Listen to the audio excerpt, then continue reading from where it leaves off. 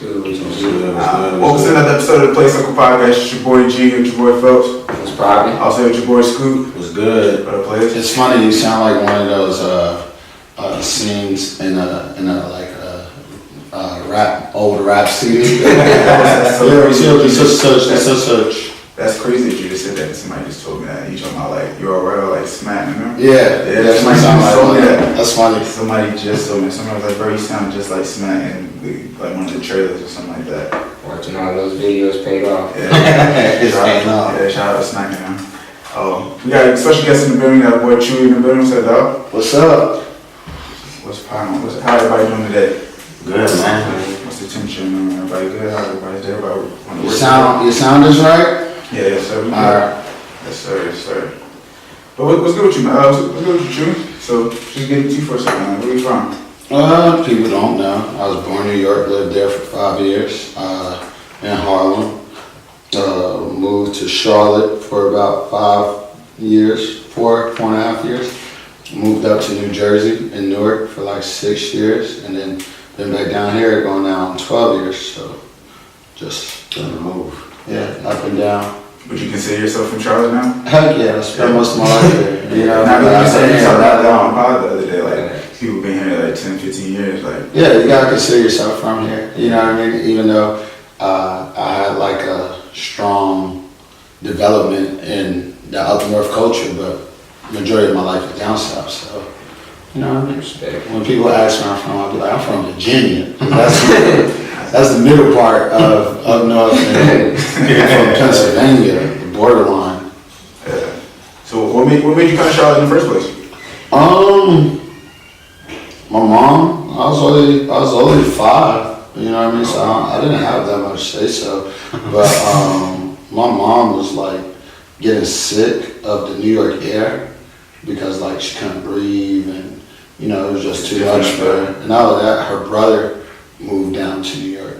So like he moved down here and got married, which is my uncle of course, but once he moved down here and saw what life was like, he was like, yeah, you may want to move out here, it's a better place for him to develop and whatnot. And then my mom fell in love with somebody and we wound up moving back up north to the hood. She was crazy.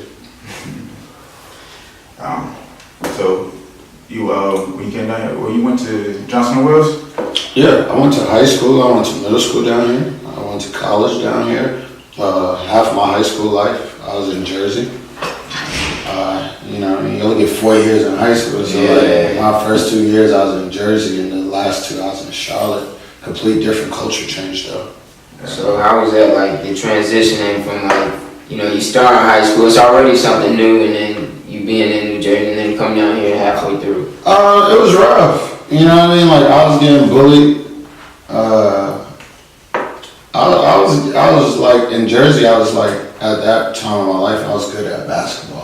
Yeah. Like I had just came off of winning a state championship ring, joining a team that like had great basketball players from Jersey. Like they went to West Virginia and won a whole lot of games. Villanova, you know what I mean? Some of the top players from Jersey were on my basketball team. We were ranked number 6 in the nation when I left. I was entering my junior year, and like a lot of my friends started like dying. You know what I mean? Like from gang violence, and my mom was going through a breakup with the guy, and it was like, you know what I mean? Just needed it. Yeah, like you know, so it was like the best fit for the situation. Gotcha. To move back down here, be closer to our brother at least. Yeah, definitely. So where'd you go to Johnson & Wales for? I went to Johnson & Wales, sports entertainment, event management. And how was that experience going to Johnson & Wales? It was different. You know what I mean? Like I was wilding. Like there ain't no secret. My first year, I was wilding, man. I was having house parties. I was talking to a girl that lived 2 doors down from another girl. You know what I mean? That I was talking to. I just have house parties.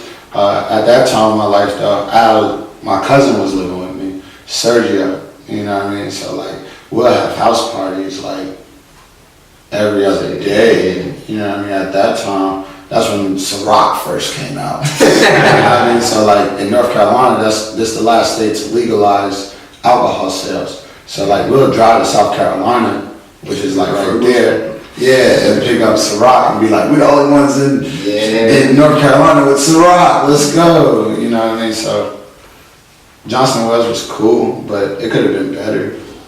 I didn't apply myself academically though. I feel like it got better too late. Yeah, I feel like when I went to college, I didn't apply myself because I saw a vision that like nobody else really saw. You know what I mean? Like, I think school can't teach you. yeah, you know what I mean? Like I saw the vision like, all right, this is made for me to network. It's good for education, but the purpose of school for me was networking. Like I networked my name, as per se. I didn't really like network so much with people because I didn't like really talk. Like I'll be cool with you, but ain't like I'm about to hang out with you. Yeah. You know, like that just wasn't my stilo. Unless you're a chick. Ain't nothing wrong with that. Yeah. Was there other schools you could go to? Yeah, I had offers for football. I was running track and I had basketball. But all the schools that I was talking to and visiting, they didn't have what I wanted to study. Like even at that age, I foreseen like, you know what I mean? Like you look at the risk, your risk on everything. And I was like, okay, I ain't gonna make it to the NBA. You know what I mean? I'm only but 5'9", 5'10". Yeah. I probably was like 5'7" at that time. That extra inch counts, bro. Like, so I turned, you know what I mean? The schools that I went to and visited, they didn't have what I wanted to study, and Johnson and Wells did. And at that time in my life, it was like a rough patch because I found out I had like ADHD. You know what I mean? Which was something like different for me. I used to look at that and be like, oh, that means you retarded. No, it ain't the fact you retarded, you just have a disability, a learning disability, or just a life disability, like, and I learned how to deal with it. So my grades weren't like the best, but look, you know what I mean? Like, if you look past it, when I got to later on in life, in my high school life, and I found out I had ADHD, I started getting on medication for it, and it helped me. Like, my grades went from a C student to a straight A's. So, you know what I mean? Johnson and Wells didn't really care about your grades. They looked at your SAT, and I was like A1 on that. I scored high on it. As long as you could pay the tuition, yeah, that's tuition. I was paying $30,000, 36,000. I feel you. You know what I mean? I feel you. It hurt. Still hurt. We was taking all types of loans out just to make sure I got into school.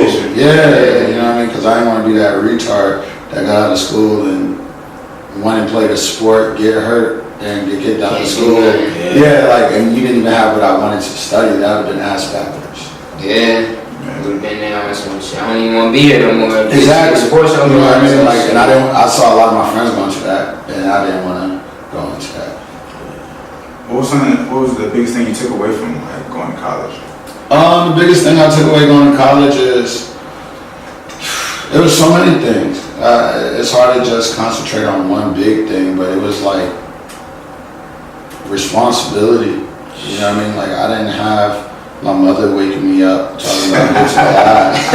Like high school, and like I used to stay on the south side, so just like when the light rail first opened up in Charlotte, and I had a 7:15 class. If I didn't make that first ride at like 6:15, I was stuck with no car. So it was like, unless I had a chick that I was finessing on, like, yo, spend the night, you're driving me to school. You know what I mean? And I don't got gas money, but you see telling it all up front. Yeah. How do you feel about my education, baby? That's what help me get better. Do you want to see me benefit or no? You know what I mean? So that was what that was about. And so, how did you transition from college into like what you're doing now? I transitioned from college to what I'm doing now. Well, I feel like you've been transitioning. Like you've been while you was in college. Well, like I said, I saw a vision in me that nobody else saw and nobody else understood what I was working for. You know what I mean? Like when I initially went to school, it wasn't for sports no more. I initially went to school to be a sports agent. Yeah, like my younger cousin is Ian Miller. At the time, he just came off of winning the state championship against John Wall at United Faith. He was going to Florida State, and I think I'm like a year or two older than my cousin, so it was like, all right, I'm just gonna go to school, and wherever he goes, I'm gonna go. You know what I mean? I'm gonna make sure he's straight. Like, that's always been my thing with my brothers, is that I make sure they're straight. So like, when people see me out in the club with them, I'm not there to party with them. I'm there to make sure like nobody's taking video, or you know what I mean? Because we're human, we're young. Sometimes we make absent-minded decisions. Like, they're not overly drunk. They're not. You know what I mean? It's a good look, because reception is everything. So, you know, I was like, well, as soon as I get in college, I'm just gonna wait. He gotta go to Florida State. Me and his dad already talked. We was like, yo, we gotta get this thing going. And I wound up having a kid, so that kind of like nipped everything in the butt going to Florida.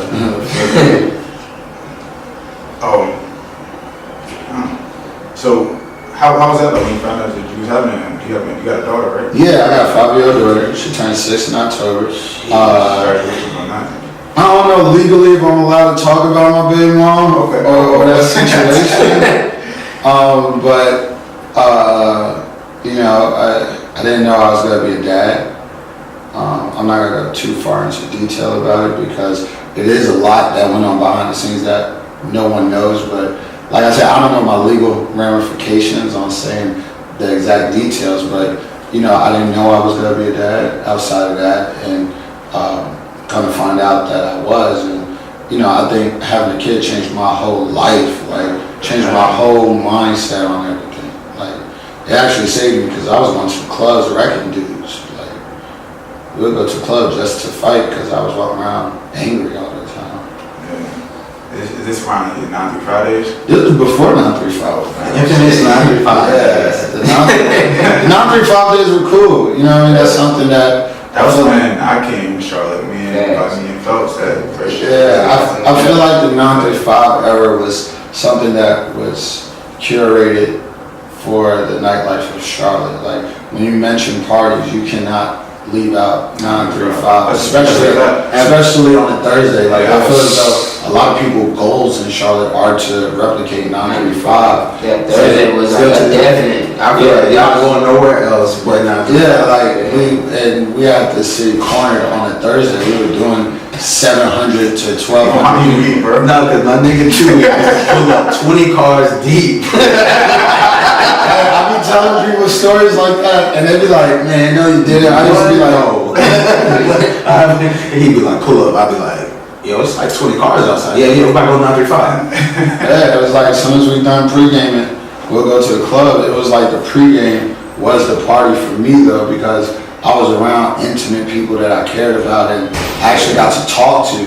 That's why I really loved doing the pre-games at my house. We was doing, like Justin said, every week, every Thursday, it was 20, 30 cars deep at my house with people that was just bringing people. And I was okay with it, because that was my time to get to talk to people without having to be in a rush. Like, throughout the week, you able to actually hear each other. Talk to somebody in the club. Like throughout the week, I was transitioning everywhere. I was working a full-time job at Costco. I was working 39 hours a week, because I couldn't work 40, because once you work 40, you consider full-time. Right. So I worked 39 hours a week, every day, every week, working 39 hours, then still going out and going to promote parties and trying to build up a name. And, you know what I mean, I'm very blessed and thankful for 935, because it gave me a platform when a lot of the other promoters that we see now didn't. Like, I would walk up to promoters and be like, yo, let me be on your team.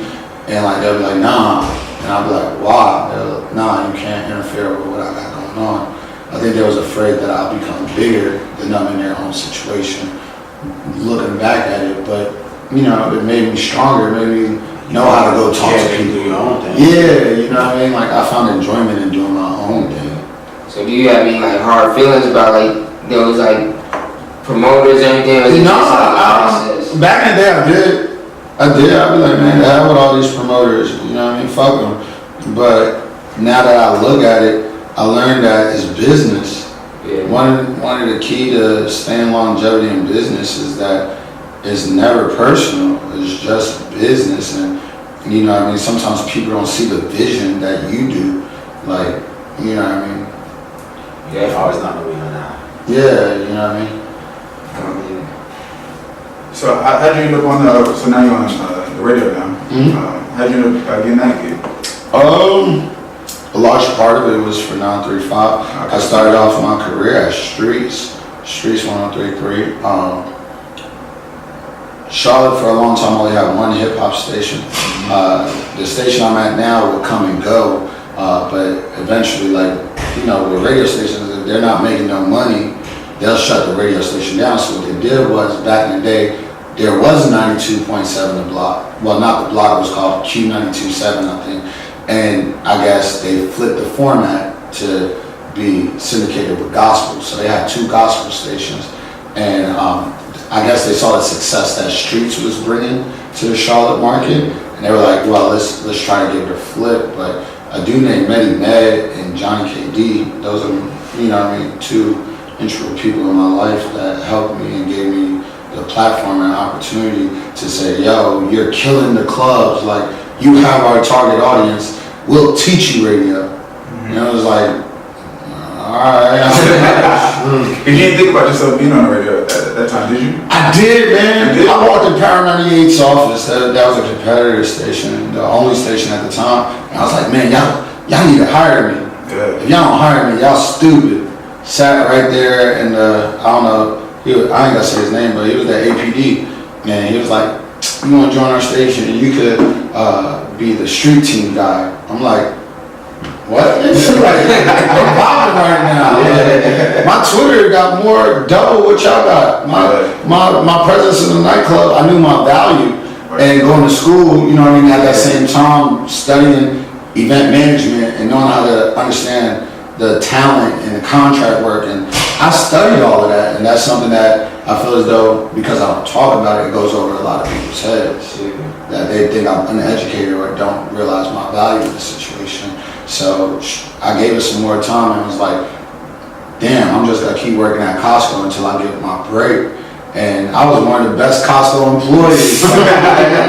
Don't flex on the dude that's pushing carts at Costco. He probably making $20 an hour. Yeah. Legit. Trying to be like him for No, legit. He's probably making $20 an hour at Costco. So I went from pushing carts to being a cashier to being one of the top cashiers. And then almost to the point where I was going to be a supervisor. And then that's when Streets came in the fold and was like, well, we'll give you, I think my first contract, I made like $30,000. And I was like, fuck it, I'm chasing the dream. I got enough money that I could secure bills. I'll hustle my ass off to get extra. You know what I mean? So I was getting paid $30,000, $35,000 just to talk. I said, I'm gonna make my money in the clubs. What's some of the biggest things that you gained from doing the radio? So many life lessons being on the radio. You know, I understood that everybody not my friend. You know what I mean? People that say they love me, they love me the way they look at me. You know what I mean? I think another big lesson that I learned from radio is one of the life lessons that I'm still figuring out now is that, you know what I mean, it's hard to get over the old you and being the new you in people's eyes.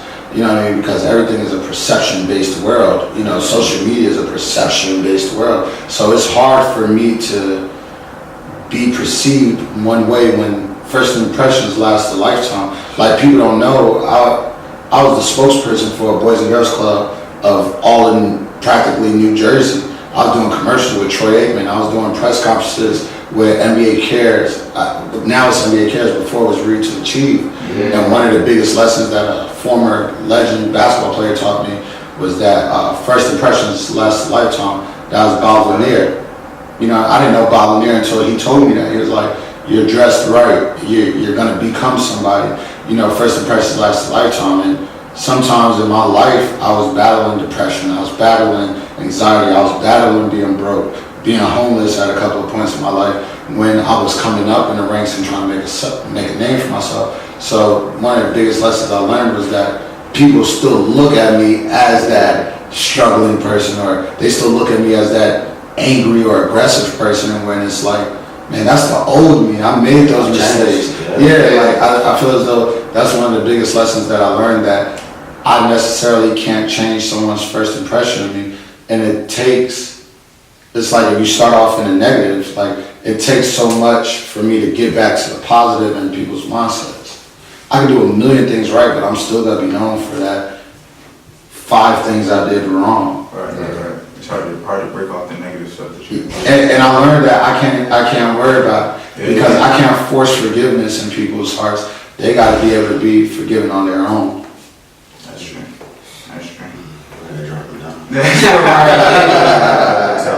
I see you be doing a lot of working like the community and stuff like that. Yeah, man, I'm big on that, man. Like when I lived in Newark, New Jersey, it ain't no secret, I lived in the hood. You know what I mean? Everywhere in Newark, New Jersey is the hood. A little fun fact, Michael B. Jordan and I grew up playing on the same basketball team in Newark. Actually, when he was filming Hardball, he would literally leave practice, and what they did was they rented out the hood and filmed Hardball at night. So he was probably up till 12 o'clock in the morning filming Hardball. But it was, that's a great movie. Yeah, but you know what I mean? Like where I'm from, it was just played with nothing but gangs. Like it was either you in a gang, you hooping, or you dancing.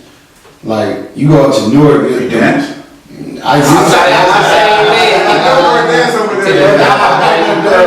Newark, New Jersey parties are lit. Like Drinking on Friday. I may wild out a couple times. Like now I don't do that. I feel because you know what I mean. Like it's like we older now, so you know. Yeah, well, it's not that I'm older. Like you go to New Jersey now, they're our age still getting it in. You know what I mean? But it's like I'm in a different mindset now, where it's like majority of the time I'm in a nightclub, I'm not even thinking about partying. Yeah. I'm probably thinking about my daughter. I'm thinking about money. I'm thinking about taking care of my mom. I'm thinking about, okay, is this bill paid? All right, I need to make some more money for this to get paid. So by the time I'm in the nightclub, 9 times out of 10, I'm probably tired. I only sleep about, at most, 6 hours a day. If that, on average, I probably sleep 4.5 hours a day, because, you know, I'm burning the candle on both sides, because I don't have a manager. I don't have no agent talking to nobody else. It's all me doing it. Yeah. So it's like I gotta work triple times as hard if you want to become that next Terrence J or that next Sway. Like, and sometimes it gets misconstrued because I don't know how to handle everything at once. Yeah. So is that where you trying to go, like you said, the Terrence J or Sway, or? Man, I'm not trying to be Terrence J or Sway. I'm trying to be the best me. You know what I mean? Like, I'm motivated by them.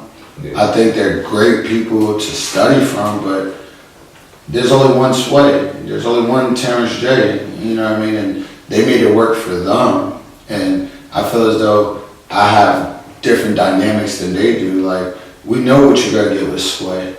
You know what I mean? Like, but I've never seen Sway rock a party or rock a crowd of 20,000 people during homecoming. You know what I mean? Like, I feel as though I have a different variety than what they have to offer. You bring something different to the table. Well, that's because I studied it. You know what I mean? Like anything. Look at the game of basketball. Look how much it evolved. Your typical host now has evolved from the AJ Callaways of the world. Look at Ryan Seacrest. He was a host. Now he's the top producer of all of TV. Now he's acting. Now he's still doing radio. You know what I mean? Like, that's someone that I inspire to be like. Steve Harvey's of the world. You know what I mean? I just take a little bit out of everything and make that perfect potion. You know what I mean? Yeah. So you trying to have your own like game show and stuff like that? I wouldn't be opposed to it. That's what I'm saying. I wouldn't be opposed to it, but I would much rather host and produce. Yeah, okay. You know what I mean? Like, I feel as though the thought concepts I have are very unique. Of course, they're not the only, I'm not the only one to think like I do, but you know what I mean? I feel as though I study a lot.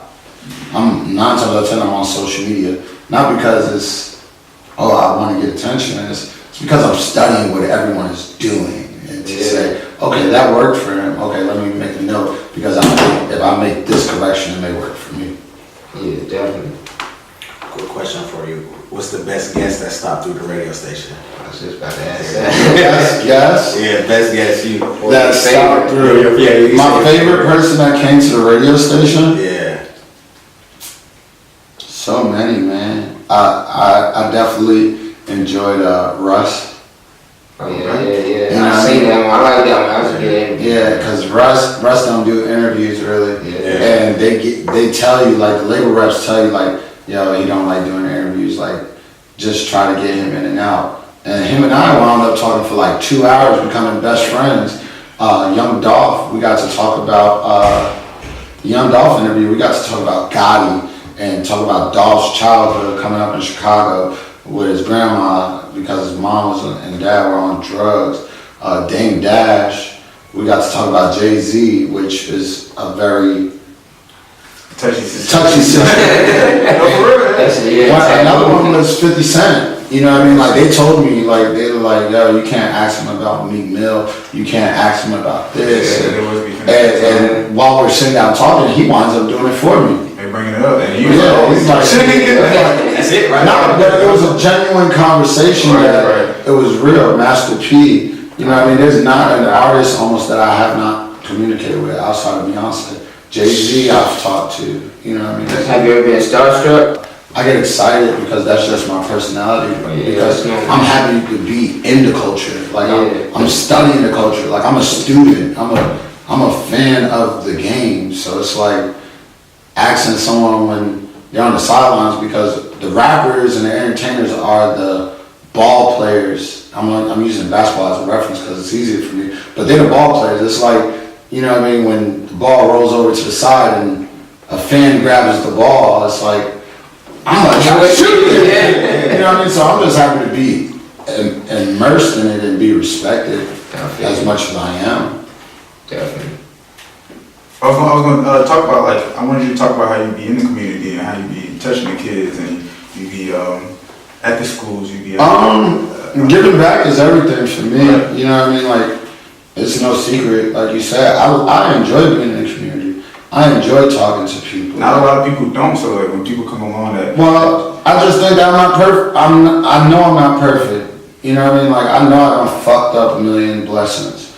You know what I mean? But I also have to be that person to tell them, like, clearly the younger kids are happy for me. They're happy to see me because they feel like they can relate to me. They see me with this artist. They see me doing this. They see me playing Fortnite. They see me doing all this other stuff that I'm relatable to them. But it was always my goal and my ambition, like, okay, if I'm this influential to you at this moment, let me open up your mind to say, yo, you could be doing this. Like, not everybody's got to be the rapper. Not everybody's got to be the ball player. But you could be the best manager. You could be the best A&R. You could be the best promotions. You could be the best marketer. You could be the best sales rep. You could be the best news person. You could be the best producer. There's more than one way to get money and be successful without having to chase fame. Yeah. I feel that. And still be a part of it. So what's next for you? What you got envisioned in mind? Man, I don't know. You know what I mean? To be real, my radio contract up in like a month and a half. Oh. You know, so That could be a good thing, though. it is a good thing. Yeah. I don't look at it and be like, oh, I'm gonna be done with radio. You know what I mean? Like, my radio contract is gonna be up, and yeah, I got options. You know, I just had a conversation with the company I'm with now, and I enjoy where I'm at. You know, I think, you know, we'll see. Yeah, extension.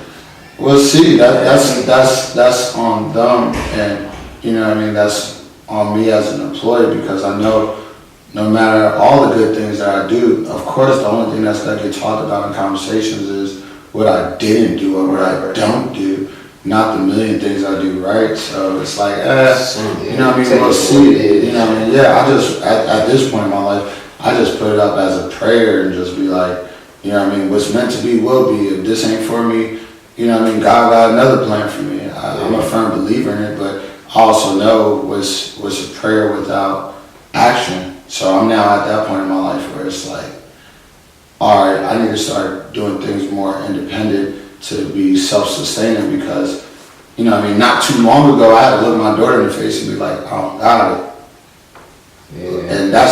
hardest thing as a parent to be like, yo, I got it. Like, and I know I work hard. I know I do everything right that I'm supposed to in my mind. And I know I ain't perfect, but you know, that was an eye opener for me to be like on my shit again. Yes, sir. Yes, sir. Man, it's crazy. It goes back to you talking about like knowing your worth and stuff like that too, as well. Yeah. I feel as though, you know, because the market we're in, Charlotte is a developing city. So it's like, you know what I mean? Like when a developing city, it's hard to say what's your market value. You know what I mean? Because it's so developing, you don't want to you don't want to overcharge, but then again, you don't want to undersell yourself. So it's like, what is the median of it? And for like personalities that's on radio, majority of their money comes from appearances. So when you got a market that you have hosts running around here doing things for $50 or for free, and then you have someone like me who's coming around like, yeah, that may be 500, that may be 1,000, that may be 1,500. They kind of water down the. Oh yeah, it's like, oh well, I'm not gonna give you that because this person gave me 50, and I could try to finesse something. You know what I mean? And that's the category I fell into. So it's like my babysitter cost me an extra $150 every time I do it over there. So why would I do something for under $300? Yeah. You know what I mean? And it's like, you know, it's the belly of the beast, but you just gotta wear and tear on battles because with the lows come the highs. You know, you just gotta know how to be smarter about your brand and what you put your name on, and you know what I mean. It gets to a point of like saying like, yo, perception is everything in this world. So if every event I do is not packed out, why should anybody want to book me? Mm-hmm. That's a fact. Smartest thing I did was invest in myself. I went and got my own nightclub and was like, all right, like I'm putting my money up on me. And then I walked away with more money than I seen that anybody could ever give me. That's the way to do it. Yeah, that's the blessing too. You got any plans for CIAA and All-Star Weekend coming up? CIAA is always. Well, this is All-Star Weekend first, and then CIAA. Those things I don't really complain about. I don't really like try to plan on saying I'm gonna do this and do that because it never goes as planned. I feel as though nothing ever goes as planned. So it's like. That's gonna be 2 weeks though. Yeah, those weeks is gonna be cool. I'm definitely networking. Like I said, in situations like that, I care more about the relationship than I do the monetary value of things. Mm-hmm. So I may do things just for the relationship. Yeah. Like this person may be my plug for Jordan Brand. This person may be my plug for Under Armour. All right, let me just look out for them. You know what I mean? Like, I ain't gonna charge you no crazy number. But if you just a fly-by promoter just trying to get over, oh yeah, I'm gonna wax you. look at the things that happen now. So All-Star, CIAA, that's my birthday. Oh, okay. You know what I mean? So either way, I know I'm gonna get paid. It's always a big Yeah, I know I'm gonna get money. You know what I mean? It's just like who wants to pay. Yeah.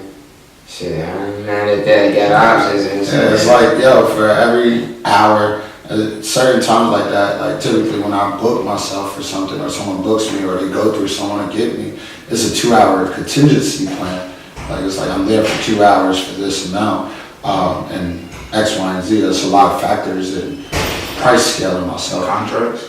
Yeah, definitely contracts. You know what I mean? But it's different factors in price scaling myself that create a number for that person. Like I believe in fair value work. So if I'm doing an event and there's only 20 people showing up, I may tell the promoter, hey, keep the back end because I want to do more things with you down the line. I'm not trying to rape you right now. So that way you're always happy and you gotta always come back. I'm gonna see that 10 times fold.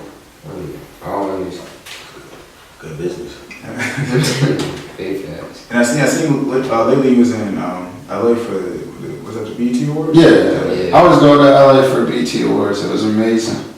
I got stuck out there. Yes. I got stuck too. Yeah. It's funny because the people at the radio station was like, oh yeah, you got stuck on purpose. And I'm like, no, I don't have a license. And TSA, if you don't have a license going through TSA, they call Homeland. Yeah. And they ask some of the most bizarre ass questions like, what's your neighbor's name? And I'm like, what? I don't know.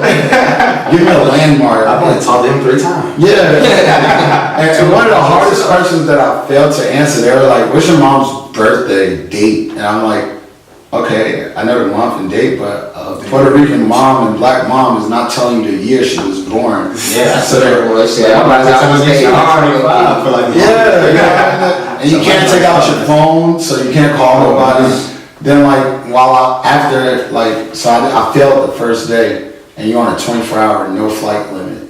Damn. So the next day I came back, I'm like, what the fuck am I supposed to do? So I started printing off light bills, and I had to go through the same process again. Then all of a sudden I get through it, and they're like, you tested positive for explosives. You gotta come to that. I'm like, come on. Like, it's fucking 6 o'clock in the morning. I'm trying to just make a flight. You know what I mean? So that was my misery from LA, but it was definitely great networking. If people have never been, like, I always encourage people, travel the world. Like, majority of my friends that I grew up with in Newark, they never left Newark. It's still there. They're still there, in their mom's house, chilling. Like, nah, I'm one of those, like, I gotta take a risk because I gotta know what life is like outside of what I'm confined to. I gotta at least lose. Yeah, I'm losing. I'd rather lose at this point in my life than to be the 50-year-old person still trying to chase things. Like, that's you lose when you lose really win. Yeah, like, I know what it feels like to fail in every aspect of life. I done had cars repoed. I done been evicted. I know what it feels like. So when you win, it's gonna make it 10 times better. Yeah, it's just gonna make me feel better, and I know that it's God's plan telling me to do it. Like, right now I'm just all on a contingency of what God is telling me to do. You know what I mean? And that's why I do the community stuff. Like, my mom pushed me to go to church every Sunday. You know what I mean? So if people ask, like, majority of people that talks trash about me, it's either a couple of different reasons why. Like, it's because you either had an unpleasant time with me, which is one. 2, you're just hating because you're not in the situation I'm in. Because, you know, I talk to more than 500,000 people a day, and I'm so thankful for it. You know what I mean? But, you know, or 3, you're just unhappy with your life, and I've learned that I can't control none of them 3 things except for who I am trying to become. And if you can't see who I'm trying to become, that's on you. Yeah. That's not on me. Yeah, it's their fault. Before we get up out of here, you talked about you was a basketball player. You used to hoop and stuff like that. So who do you feel like you play like? Who I play like? Yeah. That's interesting. We be asking everybody on the pod. Who you play like? Who I play like? I said I play like Rondo, really. Rondo? Yeah, 'cause I can't really shoot. Shit, I've seen your game before. I don't want to say Rondo. Oh yeah. You more like, what's his name? What's his name from the Bucks that got cooked? Eric Bledsoe. Oh, hold on, Eric Bledsoe. Minus a bounce. Minus all the bounce. Yeah, I ain't got no bounce either. I ain't got no bounce. Who you play like? John? Patrick Beverly. Patrick. Alright, I can see that comparison. Top Lawson. You know what I'm saying? Tom Ross. I went to college with all of y'all. That's all I'm Shout out to the girls' day. Yeah, let's see it. Actually, I put 50 on his team. That was my team. That wasn't even shit. When I won the championship, I didn't score 50 on y'all. Nah. With Rod and Rob and Sim, I scored 56 on y'all. That was my freshman. It's almost 60. Oh, that was his freshman. My freshman. He could tell you that I scored 56 points in the championship. Did he score 56 on you? I wasn't playing. I scored 56 on somebody. Yeah, I still pulling up from half court. Yeah, I was As soon as he stepped across the line. Yeah, I mean, if they hitting it, you can't do it. Then he do his little walk back. Oh, yeah. Yeah, 56 went on y'all on that team though, and we won the championship. Yeah, that was back when Rays when I was. Yeah, that was when I was like really like in hooping mode. You know what I mean? So I don't know who I play like. I told you I look at like my career, how I look at myself as a basketball player. You know, I take a little bit of everything and I combine it, and I'm just me. Like, I'm gonna talk trash on the court. I'm gonna push you a couple of times. I'm gonna turn the ball over a couple of times. Like, pull up. I feel like I done gave you like 25 though. I don't know. About that. Because when y'all was playing on the trash end, he was playing on the trash end as well. Probably, and that's probably why. Like, I ain't gonna say he put out like 25. I legit, like when I get on a trash team and I be did that on purpose, right? no, oh my God, bro. trash teams are the worst. Like because you spend all your energy trying to score on offense. You can't even play defense. You're like, no, I can't play defense. Like I'll come and have court. You know you gotta give me the ball. So. Yeah, like I come play defense. I'm chilling in the corner until we get a rebound or someone score. Yeah, you pushing it. Yeah. we got put points to win, y'all. Like, so that's just it, man. I'm out here living. You know what I mean? I ain't tied down, in particular chick. I'm just trying to be a better me. I'm trying to leave a legacy that I know my daughter gotta be proud of and something that inspires other people. That's why I feel as though it gets left out in our generation. Like, I feel as though our generation needs a serious wake-up call on saying like, yo, we need to help one another. I could easily say, no, I don't want to do no podcast. I don't want to do this. Like, nah, why wouldn't I want to do it? Because if it helps y'all blow up, then so be it. Like, if it helps something, like, I come from nothing. I was eating off of paper plates. My mom had breast cancer.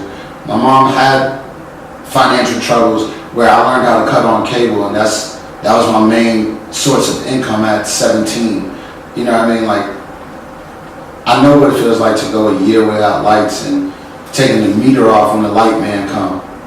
You know what I mean? Like, I lived that life and people genuinely don't know it. And because I don't talk about it, I don't glorify it, like, it's cool. But look where I'm at now in life. I'm doing way better than what I was set up to become. You know what I mean? I'm thankful for my mom making all the sacrifices. She ain't perfect, but who is? You know what I mean? Like, who is? It's happening for a reason. Though. Exactly. Definitely appreciate you coming through the podcast. Alright, you got one question now. Nah, ask all the questions y'all want, because this probably got to be my last podcast. Oh yeah, appreciate that. Where is JT Terrell? Because that's one of the first times I remember really like That's crazy. meeting you, bro. It was in the gym and you brought JT Terrell to J Woods 2011, fall 2011, bro. I remember I had one of my bros back home because we was talking about him all the time, like, bro, like niggas. That's when D1 Sports was the shit, where Charlotte was the shit, all that. I feel JT Terrell he's in Cali. He got a lady, just had a baby. He's doing good. And we actually bumped into each other at the airport in LAX.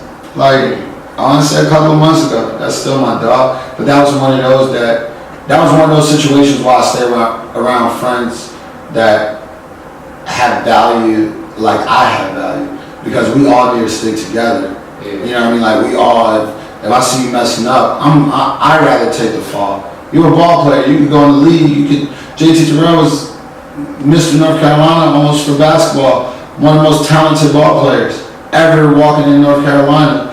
And you see what happens. You see what happens at Wake Forest. Yeah. You know what I mean? And I know he regrets it. I remember having these conversations with him. Like, yo, bro, you can't be doing this. Yo, da-da-da, how you doing? Da-da-da.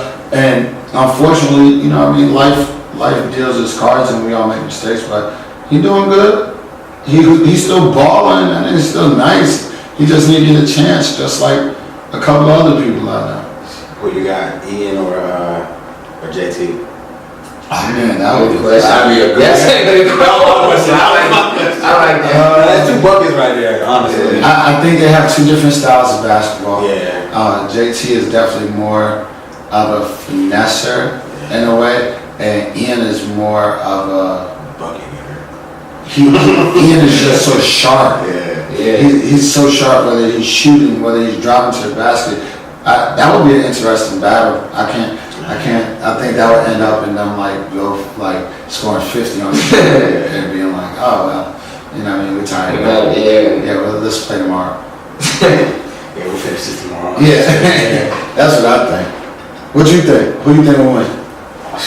Right now, I'm gonna have to go with Ian, but if this was like back in the day, I don't know, man. That really 2010. Yeah, that would be like something that I had to see. Like, you know, I mean, we are all boys growing up, so we never looked at each other as competition. Yeah. So that's why it's weird for me to even answer that. I feel like I'll hear both their ears out. I chose either one. I think they set the bar and continue to uplift the bar of North Carolina basketball. Oh, yeah. Yeah, for real. What other questions? Now I was gonna ask, have you ever thought about like bringing like a festival type or like a big concert type to like Charlotte? Hell yeah, man. I think about it all the time. Cause we talked about it, like how Charlotte is up and what? Nice. Or you talk about how Charlotte up and coming and stuff like that, and it's just getting bigger and bigger. And bigger. Nah, man. Don't be surprised if it comes. It's just that with festivals, it's a lot of planning. You know what I mean? Like, imagine your average nightclub planning times 500. Because you gotta deal with different artists and you gotta deal with different managers. And The artist part can be stressful because here goes the biggest problem with festivals. You can never get the artist off stage or on stage on time. You know what I mean? I agree. They're trying to get the fans like a show and stuff like that. They want to do that, but they also want to come late. They want to smoke the weed. They want to drink all their liquor. They want to grab all the girls. And then they're walking in with 20, 30 people talking about they my homeboys, they do this, and it's like, I don't know if I want to deal with all of that just yet. Like, I have to be completely free to put it together, but it's not hard to do, and don't be surprised if it happens in the next 3 to 4 years. That's definitely a goal of mine. Yeah, I think that's a multi-million-dollar deal, though, because I'm not gonna bring no whack people. No, we gotta have like multiple stages. And thank God, I have people in position that I can be able to facilitate that too. And you got those people through like networking and stuff like that. Definitely, that's why networking is so powerful. You know what I mean? Like, networking is worth more than any dollar you could ever make in life. And I feel like I always say that's like the biggest thing I learned from going to school, is like just networking, talking to different kinds of people. Look, prime case example. You know what I mean? I really don't want to dwell too far in it. Let's just say this. One of my friends, neither one that we named in this conversation, so we can clear that, is a super millionaire. Balled out, became filthy rich. But a couple of years prior, nobody knew him. It was just a write-off, like, oh yeah, like he's no good no more. Then started balling out. Now all of a sudden he's worth all these millions, and it's like, I turn and look at him, I'm like, bro, I don't want no money from you. Let's start a business. Yeah. Let's open up a food restaurant. You know what I mean? And now he's like this. Let's do it. Yeah. After I show him the numbers we can make, it's like, let's run it. Like, why not? Sometimes people do not make it. Yeah, like but it all came from networking. It didn't come from Trying to come up off of something. yeah, like, I'm not trying to come up off you. Like, I'm trying to be like, let's uplift you. You're making more money. Yeah. Yeah, I'm gonna make mine, but I made it because I came up with it. And you don't be understanding that. That's my value. Yeah. Like, you gotta be stupid to not capitalize off your smarts. The most prized thing the two prized things that you own and that you could capitalize off regardless. First, your time, and second, your smarts. Why do you think a lawyer charges $250 an hour for a consultation? Just to talk. Just to talk to you. He charging you for his time and what he knows. And you're telling him the problem. Ain't that some shit? Right. You're not telling me. Yeah. You can't even tell me what you can do. You can tell me a possibility. Yeah. Because at the end of the day, you don't control the situation. It's courts. When I pick a lawyer, I'm picking a lawyer on based upon who you know. Right. And then what you know. How many cases have you won? Yeah. What kind of cases have you won? But we never look at that. We look at people like, we'll get a speeding ticket. You get 100 tickets, 100 things in the mail after you get a speeding ticket and be like, Fuck, bro. I'm gonna choose this one. Yeah. You don't even go by a point of reference. You don't even care about that. People don't. It's like, how are you so absent-minded on it? Every time I got a speeding ticket, I went and represented myself. When I went and had a child custody case, I represented myself against lawyers. You know what I mean? Because I educated myself and I taught myself to say, I'm not gonna go give this guy $5,000 for what? I don't got $5,000 To give. but I got my. It's not to give. I don't have $5,000 period. You know what I mean? I gotta learn on my own to get that. And now when I see friends going through it, I tell them, I'm like, yo, this is what you need to do. You need to set up this. You need to do this. And really, I could be charging them, but no, I care about you that much that I will share what I learned with you to help you. You know what I mean? Like, people don't, a lot of dudes, especially African American males, don't know child custody. When you go to court, you know nobody has rights over your kids until you go to court. Yeah. Hypothetically, me and this girl have a kid. Until we go to court, that's technically nobody's kid. I didn't even know that. That's technically the state. Why do you think the state gets involved? Yeah. It wasn't until the court said no, and here in Mecklenburg County, it's split over 3 different things: religion, insurance, and education. The person who has 2 of 3 is majority primary custody of the kid and the well-being of the kid. Then you go based upon, and that's when you go by scheduling and by child support. Did you know in the state of North Carolina, you could have your kid the same amount of time as your partner, and if you make $10,000 more than them, you still gotta pay child support? That's child support. But y'all got the kid the same amount of time. That's crazy. I never knew that, honestly. That's crazy. That goes to show how uneducated we are when it comes down to certain situations. But because I went through it, because I studied it, my mom sat there printing off papers like, you need to read this, or telling me what I need to know. That's education, that's power. Knowledge is power. That's why I feel like I'm never gonna fold, I'm never gonna break. I may bend, but I'm never gonna break. It's gonna take a lot more to knock me off. That's respectful as hell. What other question I got for you? A lot of questions. Shout out my dog Kennedy. Yeah, I was about to say, I got one more question. Tell Lisa to come through. Shout out to Cat. Niece was we probably get Okay, well, I do. No, that's my little brother, man, and that's another one that, you know what I mean, still going through it. Won a national championship and go undrafted. One of the most genuine guys you will ever meet.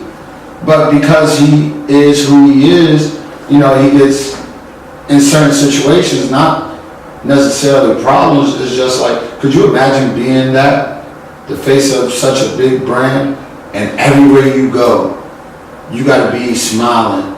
You gotta be doing it. And that's what I tell him. I'm like, yo, bro, you gotta smile. Yo, these people wanna take a photo, take this photo. You know what I mean? Because You can't really like. you can't shit on your fans. Yeah. These are people who support you. So if you do decide to do your own basketball camp, or your own community drive, or your own this, and you put that word out, you never know that one person you took a photo with, maybe worth $500 million, and be able to be like, yo, I want to donate to your cause. Or better yet, that person may not be worth more than $5, but probably know someone that can help influence it. So those are the things that I'm constantly telling him. We have fun, you know, we enjoy ourselves, we not stress so much, but that's my little brother, so I always try to educate him because I've seen a lot more than what he has in life. You know what I mean? So it's like, yo, who's better to tell you? You know what I mean? And he would tell you personally, I've never taken anything. I've never even been to a basketball game. Never asked for a ticket to a game because I don't care about that. I care about who you are as a person. You know what I mean? What are you doing with your life? What are you doing to give back? Those are the things I care about. He'll turn around and he's human. Yeah, how much can one person take? You know what I mean? You need supporting staff around you that is going to help you. Look at LeBron's friends. They all did not go to college.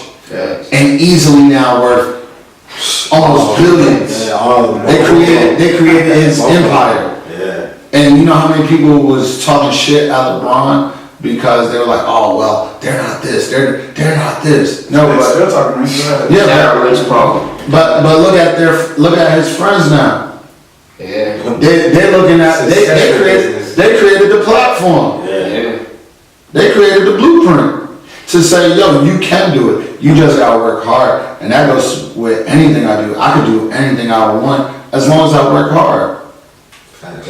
And that's something that I tell young kids when I go to school. No, you can do anything in the world. You can be anything you want. Who's to say right now you can't be what you want a year to 2 years from now? If you really wanted to be a ball player you'll be in the gym every day. Facts. It's simple mathematics. Hey, you can still make it. Yeah, Justin still got his own. He gotta lose 40 pounds. Yeah, that's the thing. I'm not even trying to do that, so I'm trying good. to make it to the G League. So yeah. Oh, hell no. Maybe next week. He'll make it to, he'll make it Can't for, really get in the wire. he'll make it for a basketball team in, what's one of them little small islands? Thailand. Level A or level B? And you gotta be the water boy for Thailand. You know? You'll get your shot soon. Man, come on, last game. Let me suit up, coach. Oh my God. Last game. Let me suit up, coach. That sound like him though. Yeah, coach, you might as well. Come on, coach. We already 0-30.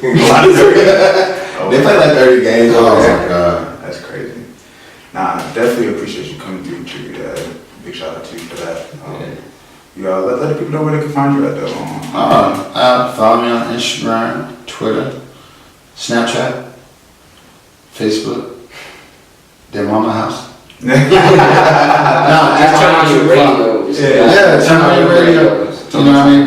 And just type in Chewy, Charlotte, and it'll come up.